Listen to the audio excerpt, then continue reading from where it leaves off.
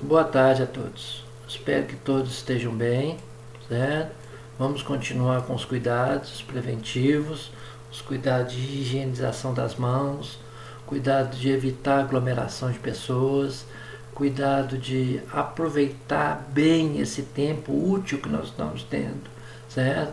Vocês a partir de agora têm uma plataforma incrível oferecida pela escola que nós podemos continuar tendo contato e de modo que vocês não fiquem prejudicados em relação ao conteúdo programático. Então hoje nós vamos começar falando sobre radiologia odontológica, que é outro ramo da radiologia que tem uma importância muito grande, certo? Nós vamos aprender a fazer radiografias intraorais e radiografias extraorais, a conhecer os equipamentos radiológicos na área odontológica. Então, o que a gente vai começar a falar? Sobre as radiografias dentárias.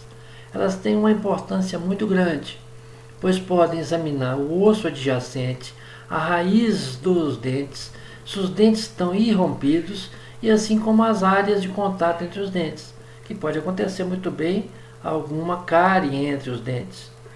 E às vezes, para não passar despercebido pela avaliação do dentista, ele solicita uma radiografia. Esses exames radiológicos são feitos com radiografias intrabucais, ou seja, o filme no interior da cavidade oral. São técnicas periapicais, oclusais e interproximais. E há algumas técnicas radiográficas extrabucais. O filme fica fora da cavidade oral, que são as radiografias panorâmicas da mandíbula.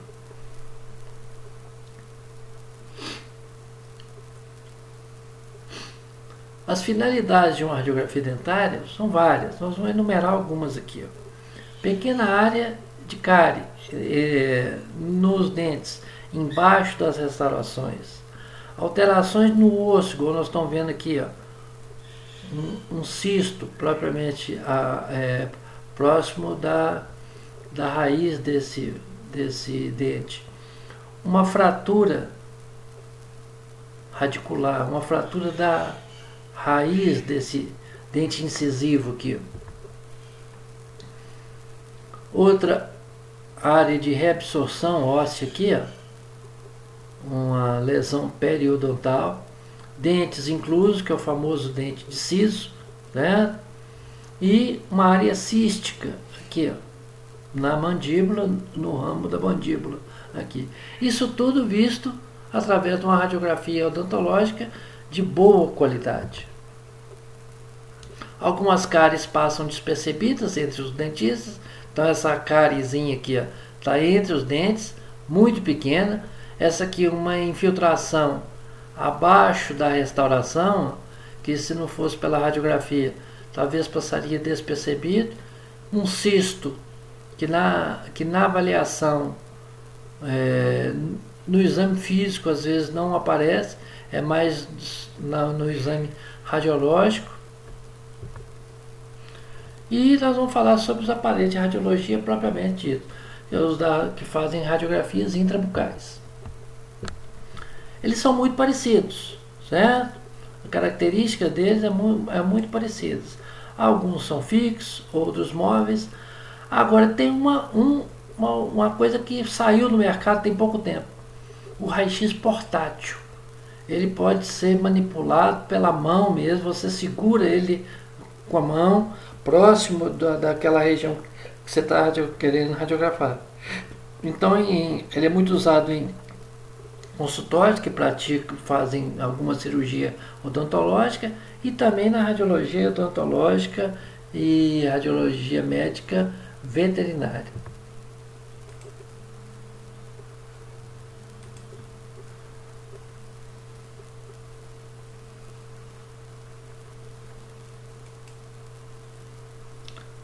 A evolução acontece em qualquer ramo, certo?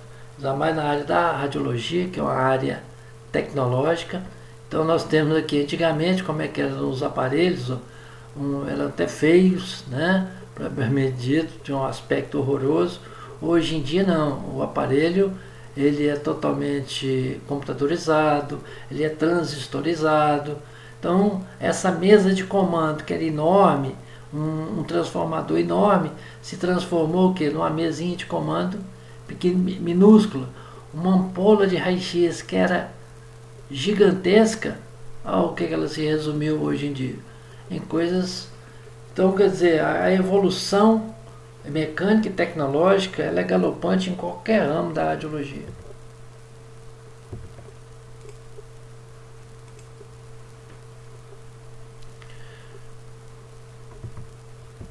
E com isso a gente tem aqui, ó, o aparelho que eu te falei. Eu falei com vocês. Um aparelho portátil, certo? Nesse caso aqui, ó, o paciente está sendo submetido a um procedimento cirúrgico e eles estão fazendo uma radiografia aqui portátil, dá uma qualidade de imagem perfeita, a praticidade é muito grande, certo? Então a evolução é uma coisa que caminha a passos rápidos.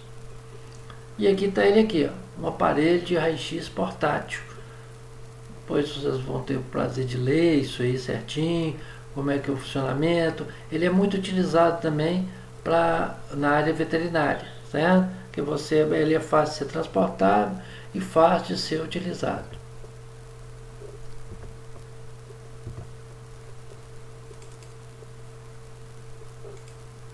O vídeo não vai funcionar nesse... Eu vou ter que postar o vídeo depois em uma outra oportunidade, mas aqui vocês vão ver o funcionamento desse aparelho portátil. Mas o aparelho de raio-x odontológico em si, ele é composto por essas partes aqui, ó. Primeiro, uma base, sustentação dele. Outra é o cabeçote, onde gera o feixe de radiação, certo? E ele tem os braços articulares, que podem ser dois ou um só, um vertical e um horizontal. E o corpo, propriamente dito, é que é a sustentação dele juntamente com a base. A base pode ser fixada à parede ou fixada no chão, presa ao próprio equipamento. E móvel. Esse móvel pode ser com rodinhas, certo? Pode ser mais transportável. No corpo está fixado o painel de controle e o corpo serve de sustentação para os braços articulados. O aparelho de raio-x médico, você seleciona KV, você seleciona MA, você seleciona tempo. No raio-x odontológico, não. O KV e o MA são fixos. Você varia somente o tempo de exposição. E a escolha de qual equipamento você vai comprar, vai adquirir, depende da finalidade, do tamanho do seu consultório, como é que vai ser o seu atendimento, e lógico. A mesa de comando, ou painel de controle, ela é muito simples, né? Tem praticamente as mesmas coisas que no raio-x médico. Tem um interruptor de liga e desliga, tem um marcador de tempo, que é a única coisa que você vai selecionar. Só que o marcador de tempo houve uma evolução, certo? O mecânico não é muito preciso, então ele não é utilizado mais. Hoje em dia, ele é utilizado muito o eletrônico de forma digital. E se o aparelho for mais antigo, ele pode ainda ter o seletor de kV e seletor de miliamperagem. Os aparelhos antigos já funcionava, trabalhava, você podia escolher 60, 70 ou 90 kV, certo? Mas isso é de acordo com o fabricante. Por exemplo, quando o aparelho é mais antigo, o aparelho você não tem essa gama. Os aparelhos mais novos, não. Eles já são fixos com a quilovoltagem e a miliamperagem. Você só seleciona tempo de exposição.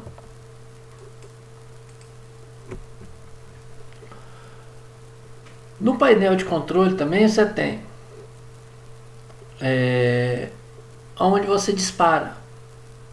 Agora, uma coisa que é própria do aparelho odontológico, que você pode ter um botão de retardo, ou seja, você pode programar ele, ou seja, você posiciona o paciente, põe o filme dentro da cavidade oral e ponho o aparelho para disparar daqui 30 segundos. É o tempo que você tem de se retirar e se proteger atrás de um biombo, caso o seu ambiente seja muito pequeno, certo? Além do corpo, você tem os braços articulares, que podem ser horizontal e vertical.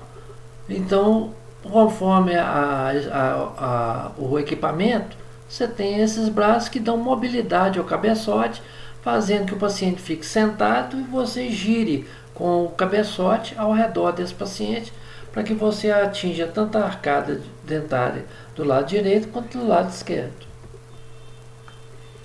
O cabeçote, que é a parte nobre do equipamento, a parte onde gera radiação, certo? É diferente do aparelho de raio-x radiológico, médico. Os transformadores de baixa e de alta tensão estão dentro do cabeçote, juntamente com o tubo de raio-x. Ele é revestido de chumbo, no seu interior tem óleo, para que haja o resfriamento, tem um filtro de alumínio, tem o diafragma, o colimador e o cilindro localizador. Então ele é menor e mais compacto.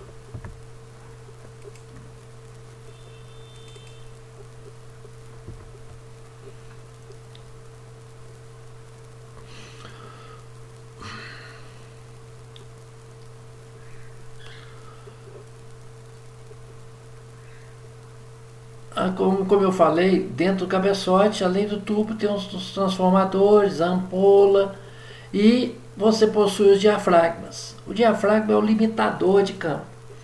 Não é igual do raio-x médico, que você tem um colimador que você limita o campo, o tamanho que você quer. Não, o diafragma aqui ele limita automaticamente o seu campo, de modo que a área a ser radiografada seja uma circunferência de 6 centímetros.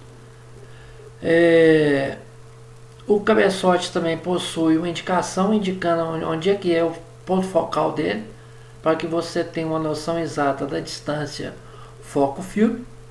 E a ampola de raio-x é colocada atrás do bloco do transformador. Então como é que nós vamos falar? É uma estrutura bem compacta, certo? Onde comporta todos os equipamentos, a parte nobre do equipamento. Então, dentro do cabeçote, você tem o tubo, você tem os transformadores, você tem o autotransformador, o filtro de alumínio, o diafragma, o colimador e o cilindro localizador. Isso tudo no cabeçote. Então, nós vamos falar individualmente. O tubo, certo? Que ele possui o quê? Ele possui você consegue trabalhar com ele com uma quilovoltagem, vamos colocar de 70 kV. Então a aceleração dos elétrons, elas são praticamente fixas, diferente do raio-x médico, você vai de 35 até 150 kV. Então o kV é responsável pela velocidade dada a esses elétrons. Esses elétrons vão sair do cátodo e se direcionar ao anodo. Então eu tenho o cabeçote, certo? Que reveste isso tudo aqui. E no interior do cabeçote eu tenho a ampola de raio-x, o tubo de raio-x. E esse tubo de raio-x, ele é resfriado. Resfriado o quê? Através do óleo que circula dentro do cabeçote. Posso ter duas câmaras de expansão, que caso haja um aumento do volume do óleo, esse óleo não seja exteriorizado para fora do cabeçote. E o ângulo anódico, o ângulo que um anodo possui em relação ao cátodo é aproximadamente 20 graus. Eu possuo um transformador de alta tensão e um transformador de baixa tensão. O transformador de alta tensão, ele funciona esquematicamente assim. Eu tenho uma base, onde vão ser enrolados, tem um enrolamento primário dos cabos, então eu tenho talvez 3, 4, 5, 6 espiras, E no enrolamento secundário eu tenho um número maior de espiras, ou seja, vai entrar no meu transformador uma voltagem e vai sair uma quilovoltagem. Eu transformei uma tensão em alta tensão. E o transformador de baixa já é o contrário.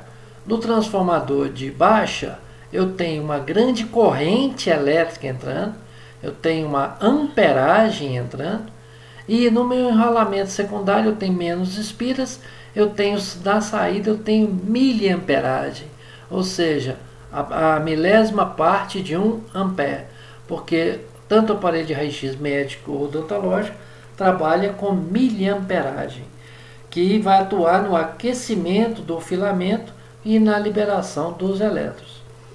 E todo equipamento, seja ele médico ou odontológico, tem um autotransformador. O que é autotransformador? Vou explicar de forma simples. Todas as alterações possíveis que possa encontrar dentro daquele recinto, ou seja, eu quero fazer uma radiografia e alguém acionou o mecanismo do elevador. Então, na hora que o elevador faz o movimento, para a tensão ou a amperagem não sofrer alteração, ele tem um retificador de rede, que é chamado de autotransformador. É igual na sua casa, na hora que alguém liga o chuveiro, a lâmpada não enfraquece um pouco? Porque na sua casa não tem esse autotransformador. Na saída do cabeçote, você tem um filtro de alumínio, certo? Então você tem o feixe de radiação gerado lá no anodo. Esse feixe de radiação vai encontrar primeiro o vidro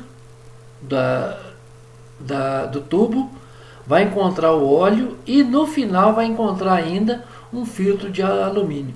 Então todo aquele feixe de radiação que não era útil para gerar uma imagem, ele é barrado nesses filtros, que são filtros inerentes, que pertencem ao equipamento, e filtros adicionais, que é o filtro de alumínio, que é colocado na saída do tubo de raio-x.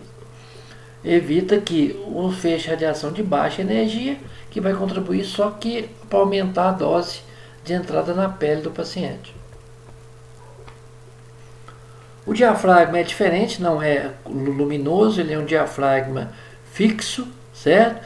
De modo que a área atingida do paciente vai ter uma circunferência de 6 centímetros. Então o diafragma é fixo no equipamento. Então eu tenho aqui um diafragma fixo, um colimador, certo? E um cilindro localizador.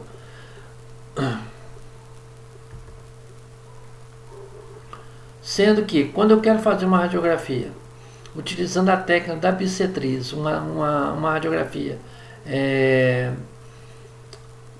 uma radiografia periapical, usando a técnica da bissetriz, o meu cilindro localizador terá um comprimento de 20 centímetros, mas respeitando que a circunferência da área a ser radiografada será de 6 centímetros.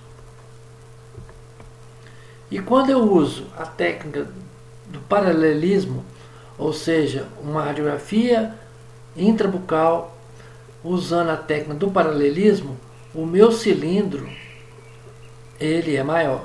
O meu cilindro vai medir 40 centímetros, mas respeitando que a circunferência a ser radiografada vai ser de 6 centímetros. Isso é atualmente, porque antigamente não era assim. Porque a portaria 453 ela foi criada em 1998. E naquela época os aparelhos eles tinham potências diferentes. Eu poderia trabalhar com escala de abaixo de 60 kV, eu poderia trabalhar com escala acima de 60 e com escala acima de 70 kV. Então, eu tinha 3 tipos de cilindro. Quando a minha quilovoltagem era abaixo de 60 kV, o meu cilindro localizador era de 18 centímetros.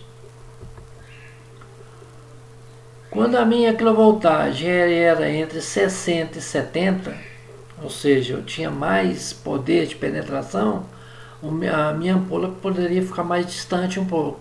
Então o meu cilindro tinha tamanho de 20 centímetros.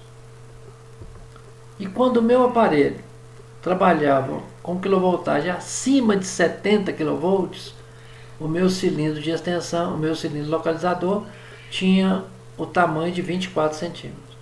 Então, naquela época, eu tinha esses 3 tipos de equipamentos. Hoje não. Hoje o equipamento é fixo. Então, eu só tenho 2 tamanhos de cilindro localizador. A produção de raio-x acontece igual no raio-x médico, certo? Uma quantidade de miliampere vai percorrer um filamento. Os átomos que compõem esse filamento, todos os átomos, todos os elétrons desses átomos que estão localizados nas órbitas mais externas, vão adquirir uma energia. Essa energia é capaz de fazer que eles sejam liberados. E eles vão formar uma nuvem eletrônica na eletrosfera desse filamento. Então isso é a responsabilidade da miliamperagem. Quando eu colocar tensão, todos os elétrons que estavam na periferia desse filamento serão acelerados em direção ao anodo. Quem dá velocidade aos elétrons é a alta voltagem. Ou seja, aquele transformador de alta voltagem funciona na aceleração desses elétrons. E no choque dos elétrons contra o anodo, 1% é raio-x, 99% é calor. O importante, o quilovolt é responsável pela qualidade do meu feixe de radiação. E a miliamperagem é responsável pela quantidade de radiação. Então eu tenho que saber medir isso aqui muito bem. Eu tenho que ter uma certa quantidade de radiação, mas de forma que eu tenha qualidade. Então é sabendo trabalhar de forma correta entre qualidade e quantidade. As características do equipamento, certo? Ele é muito simples. Trabalha com uma rede de 127 a 220 volts, uma corrente de 7 a 10 miliamperes, uma voltagem do tubo fixa de 70 kV. O tempo eu vou determinar o tempo de 1/10 ou 2/10 segundos, e o tamanho do meu ponto focal, ele é 0,8 por 0,8 milímetros, ou seja, um ponto focal pequeno que vai me dar uma qualidade de imagem muito boa.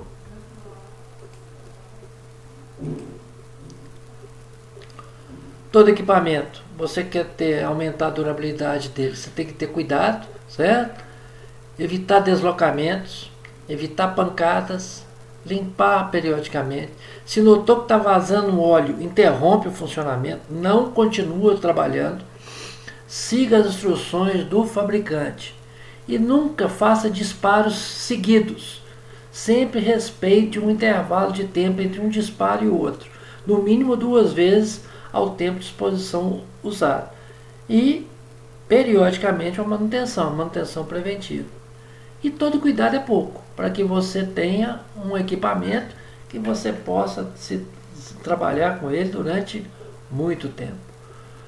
Foi um prazer, e depois a gente volta com outra matéria, que vai ser filmes odontológicos. Um abraço, fiquem com Deus.